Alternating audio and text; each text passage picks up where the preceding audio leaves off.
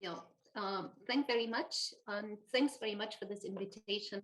You might all recall that the Regions for Health meeting, face-to-face meeting, the last one was in 2019, and it actually was organized in your region. So therefore, I'm even more happy to be today engaged into this very, very interesting meeting. Just a question, do you see my presentation?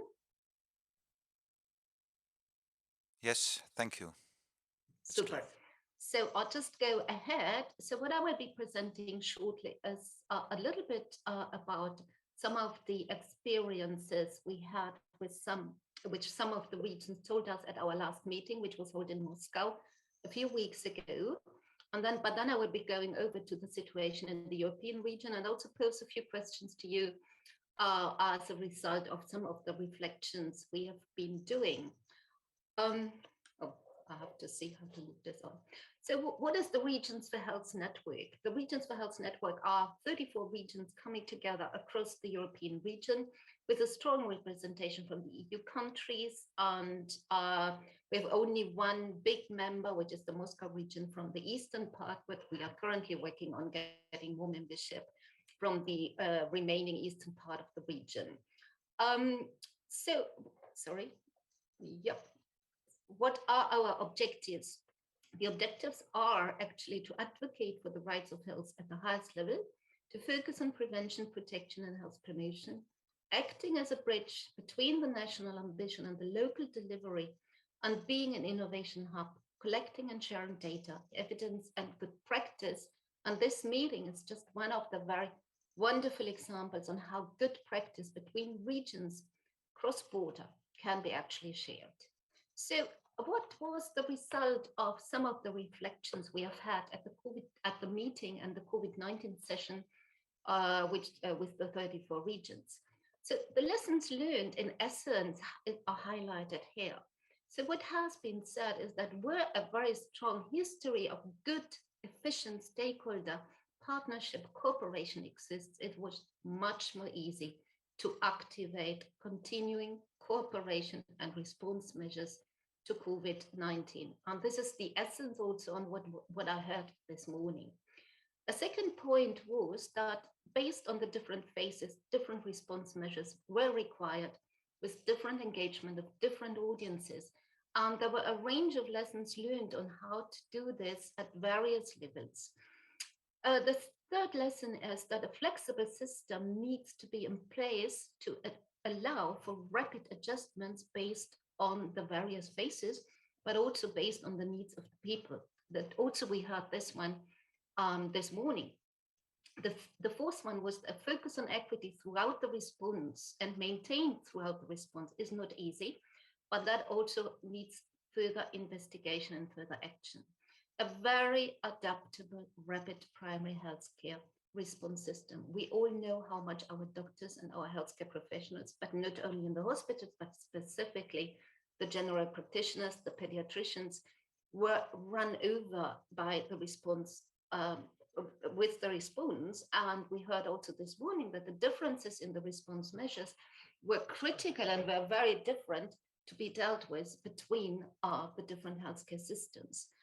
The fifth one is the engagement of behavioral sciences into the communication activities. So the community-based and community engagement response was crucial. And we heard a few examples at that meeting about for example, the vulnerable populations, the elderly, or we heard about Roma populations.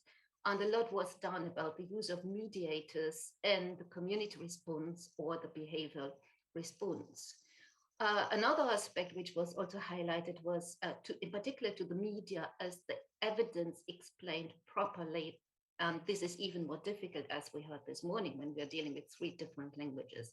And last but not least, a full revision of our public health system and the public health response and public health planning, which is required in this pandemic response. And we all know this pandemic response doesn't stop today and not this year, and probably not over the next years.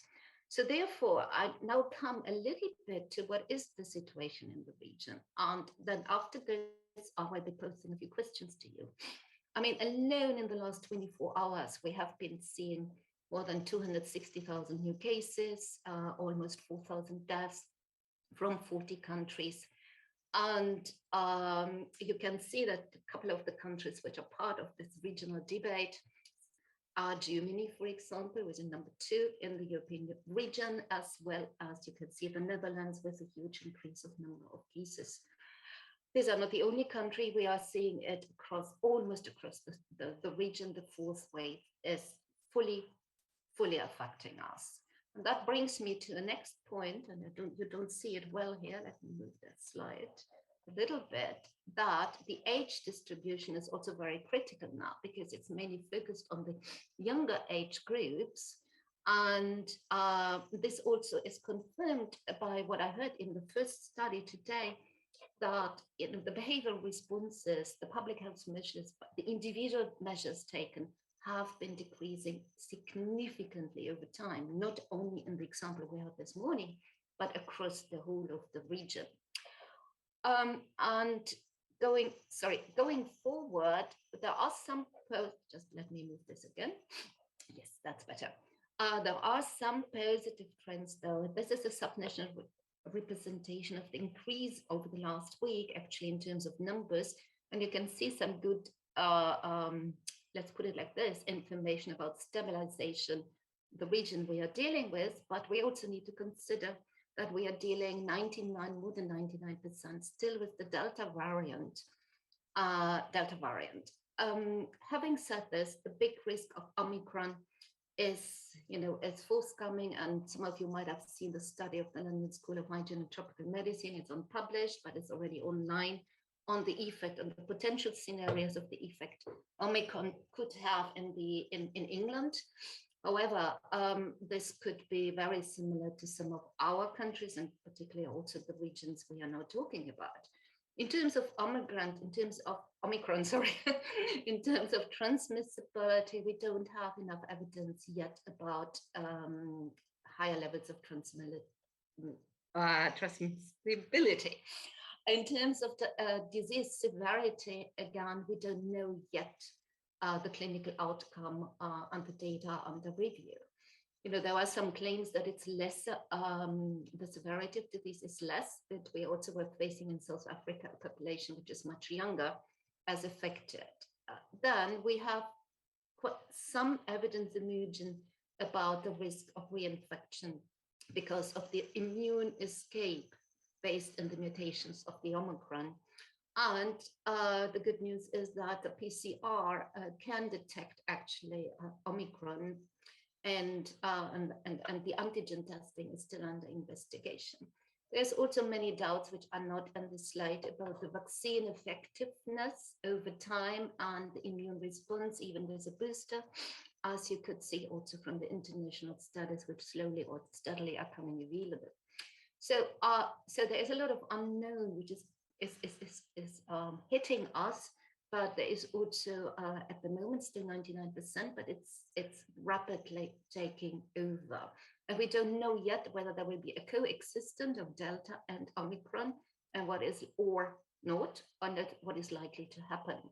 So that brings me up to the vaccination coverage, which you have explained in your slide, very high in the regions we are dealing with, and overall it's increasing significantly with a lower still vaccination coverage in the eastern part of our region.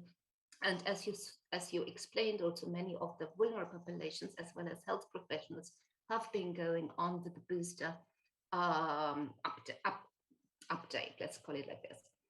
Now, in terms of public health response measures, we have developed at the regional level a dashboard where we look at, in essence, mask policies, school closures, business closures, gathering restrictions, domestic movement restrictions, and international travel restrictions, just to highlight the different levels of measures taken. And that is a picture, I believe it's from the 9th of December, on the summary on this type of severity, as we call it, scoring of the public health measures.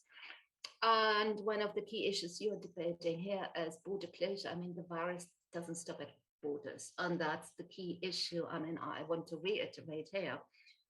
that it's really about collaboration across all efforts and using similar approaches, or at least comparable, or at least communicate the various comparable measures which are taken at the various levels. The other point is what response is now required.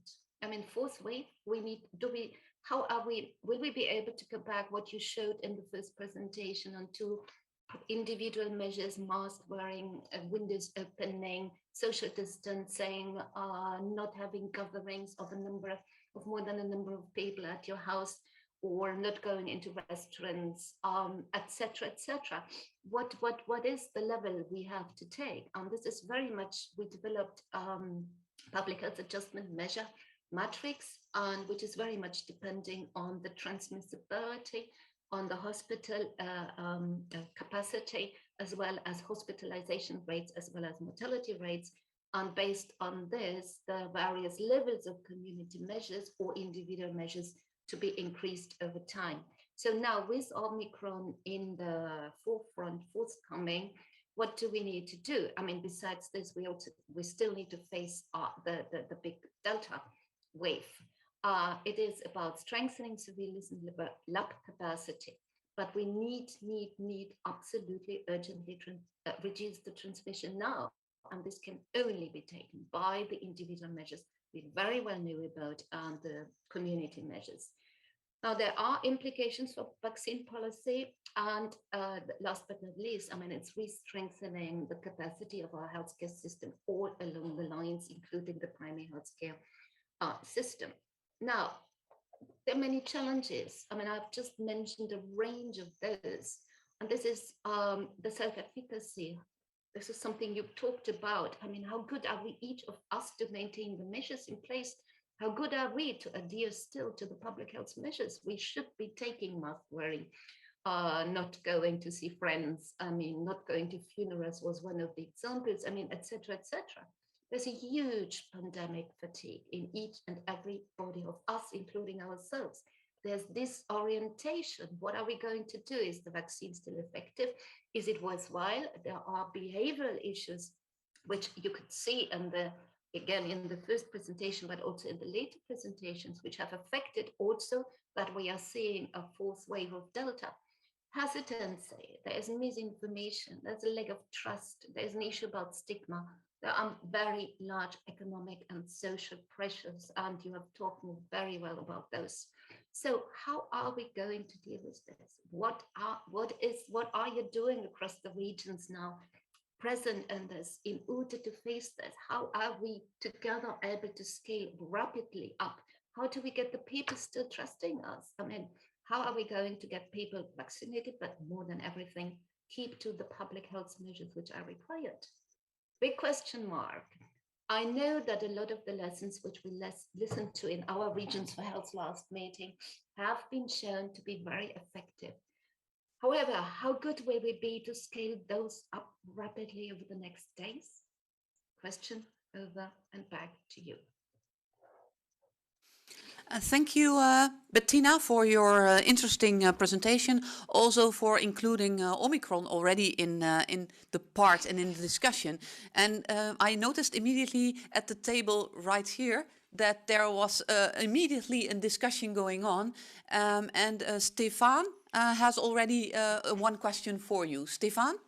Ja, goedemiddag. Ik had een kleine vraag. Er wordt in de westerse landen nu enorm ingezet op de boostervaccinatie. Mijn vraag is, wat zijn de gevolgen ervan voor landen waar de vaccinatiegraad nog niet helemaal hoog is?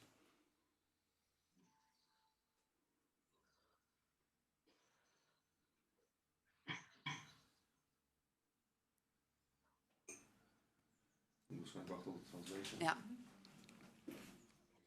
Oh, thanks, Stefan. Thanks very much for this question. I mean, as you could hear from WHO, our first message is get the people vaccinated. This is the first in absolute terminology, to get the most vulnerable vaccinated as soon as possible in those countries which are not yet at an 80%, like in your case, of vaccination. So before starting any boosters, let's get the people vaccinated.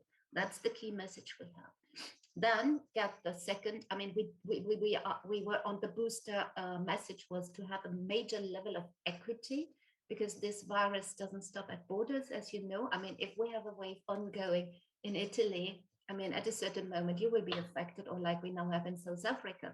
So the equity of the public health measures, including vaccination, are absolutely essential. So we need as much as possible reach an equitable level between the countries, between the regions, in order to be able at the longer stage to reduce this pandemic. And the third issue is then the booster vaccination. I mean, we were a little bit reluctant in giving advice beyond the things I was telling. Let's get first as many as possible people vaccinated who are not yet vaccinated, right? But we countries are independent in order to advise on the booster vaccination and when and how to do the booster vaccination. It's clear that it's particularly focusing for the moment being on the vulnerable groups, the elderly, and the healthcare professionals, or those exposed mainly with dealing with people. I hope I answered to your question.